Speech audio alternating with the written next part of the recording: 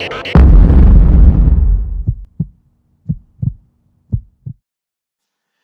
athletes, it's time to analyze our stability ball bridges and leg curls. So, if you're doing these for the 18-week program, if you're doing this with our balls that you can do at home, it's very important that you guys understand what we're trying to work on and why. So, let's start with the glute bridge. So, what we're trying to do is we're trying to activate your glutes, right? We're trying to activate your butt. We're trying to fix your core. We want your hips to tuck. And by having a semi-solid surface, you're going to get a lot more stability going on through your hamstrings. Now, if you want to make this a little bit harder, by moving your hands closer to your hips, that can make it a little bit harder. If you want to make it easier, by fanning your arms out at a T, that can make it a lot easier. I've even been known to cross my arms like I'm hugging myself. So with these bridges, let's see what's going on. So I'm driving my feet down through the ball, my hips come up, trying to make sure that my core activates, my butt gets tight. Now, as I rise up is when I'll be breathing out. I'll be breathing in on the way down. Breathing in and breathing out. Now, you can do these with tempo. You can go up slow. You can hold that engagement. You can go down slow. Whatever you guys want to do to make those bridges hard. Now, once you've mastered controlling your glutes, getting your butt to turn on, and you can hold this relatively flat position, then it's time to move on to your leg curls. So, so let's see what that looks like. Hang on a second. Look at this cutie pie. Haha. Yeah. Got her new cast on. She's at the gym working out. Nothing stopping her. Anyway.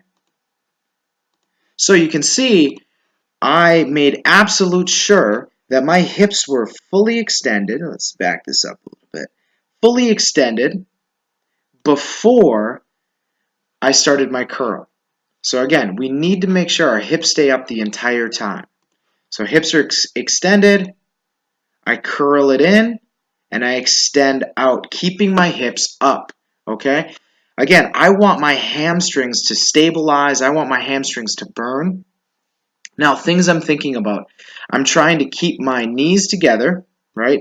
I'm trying to keep my feet together. That way, I'm getting the inner part of my hamstring, okay? The inner part of my hamstring works anytime we're doing a hinging type pattern, and that's what we're doing here. When we're doing our RDLs, our kettlebell swings, our deadlifts, anything like that, we use the inner part of our hamstring.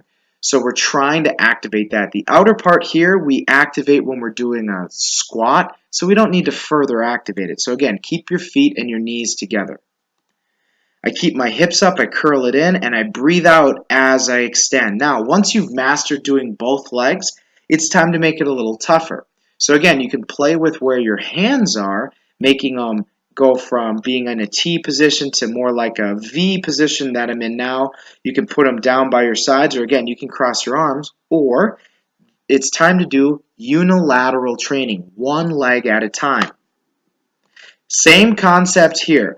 You still want to imagine that both of your legs are on this ball. So your toes should be straight up in the air as if you're trying to bring them together. Then what I'm trying to do is I'm trying to keep this leg as high in the air as I can while this leg is going forward and back. So it's up, I curl in, I extend, and again, the entire time I'm fighting to keep my hips up by using my glutes. I am not using my lower back to extend through my hips. Again, I am using my butt, I'm using my core, and while I drive my foot away, I'm still pushing down on this ball and lifting up through this other foot. That allows me to keep my hips in one spot and get the inner hamstring on this leg burning like crazy.